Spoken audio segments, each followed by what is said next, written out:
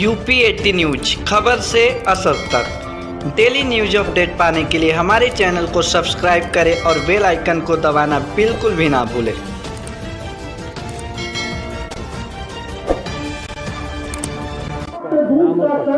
मैं दमदार बनारसी हाथ से कवि हूँ। दमदार जी, आज आप 95 बटालियन के CRPF में मदद की आप हाथ से कवि सम्मेलन करने फिर आए जी, क्या फिर कहेंगे? देखिए मैं बचपन से ही ये बात सुनते आ रहा हूँ कि यदि कोई व्यक्ति हंसता है तो वो ईश्वर की आराधना करता है, लेकिन कोई व्यक्ति अगर किसी को हंसाता है तो ईश्वर स्वयं उसकी आराधना करते हैं। इस समय जबकि आर्थिक युग है, आप देख रहे हैं किसी के पास भी समय नहीं है, सब भाग रहे हैं पैसे के प्रति। उस समय में भी जो देश के जवान हैं वो हमारी सुरक्षा के लिए अपना हर पर्व त्यौहार कुर्बान करके खड़े हुए हैं। उनकी वजह से हम कोई पर्व और त्यौहार खुशी खुशी मना पाते हैं। तो एक दिन अगर हम उनके चेहरे पर मुस्कान लाने की कोशिश कर सकें, मैं समझता हूँ ये हमारा सौभाग्य है कि हमें इस 95 बटालियन में CRPF के जवानों के सामने कविता पढ़ने का मौका मिल रहा है। सही मायने में आज हमारी कविताएं सार्थक हुई हैं।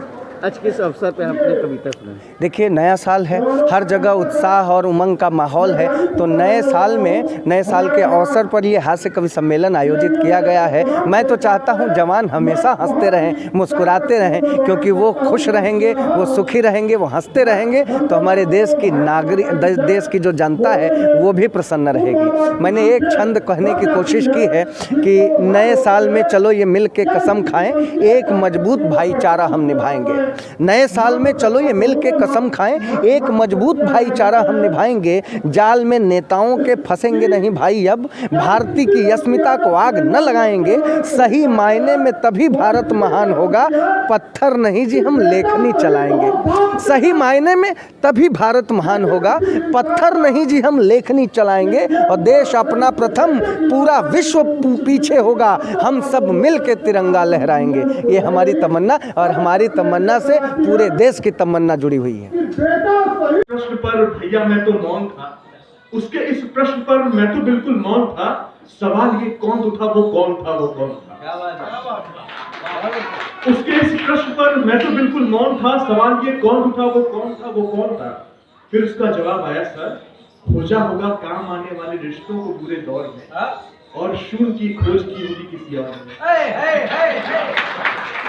बहुत बढ़िया, बहुत बढ़िया। फिर से पढ़िए। खोजा होगा काम आने वाले रिश्तों को बुरे दौर में, और शून्य की खोज की होगी किसी और ने।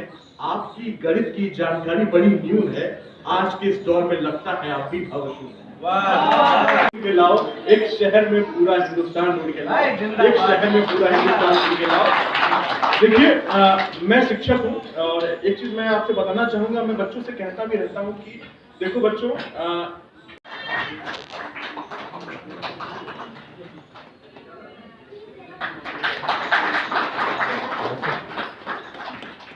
गालियों में अलंकार मिला है, जहां अक्षर पर आधारशिला है। शिवरात्रि की ऐसी रात कहां है, साधुओं के ऐसे ठाट कहां है। मुंह में खुलता एक पान ढूंढ के लाओ, एक शहर में पूरा हिंदुस्तान। अरे वाह, कौमी एकता की बात हो। तकरीबन समय अधिक निकल रहा है।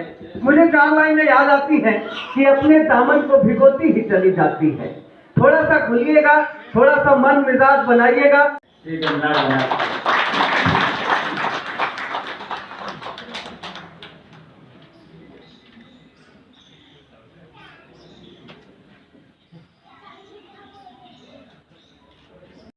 सारे रचनाकार आएंगे, आप निश्चित रहे, मेरे का 1 तारीख को आना है।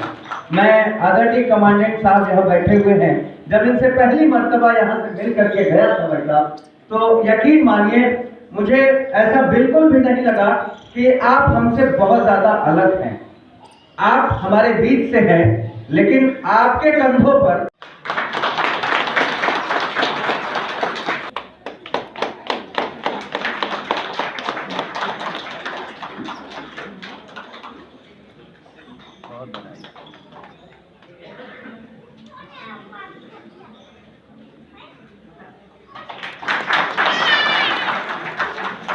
मैंने कहा 56 की की उम्र में रहीम राम गिर पड़े। हनीप्रीत जानती है इश्क का फितूर है। यहाँ सिर्फ मुस्कुराने से काम नहीं चलेगा, यहाँ ताली बजानी पड़ेगी। अच्छा यकीन माने, मैं कसम खा के बता रहा हूँ भाई साहब, यहाँ पर बजाई गई आपकी एक एक ताली मेरे लिए ठीक वैसा ही काम करेगी जैसा बाबा के लिए हनीप्रीत किया करती थी। मैं बहुत धन्यवाद देता हूँ आपको। मैंने कहा 56 की उम्र में रही, 60 रामपाल और 72 में आसाराम।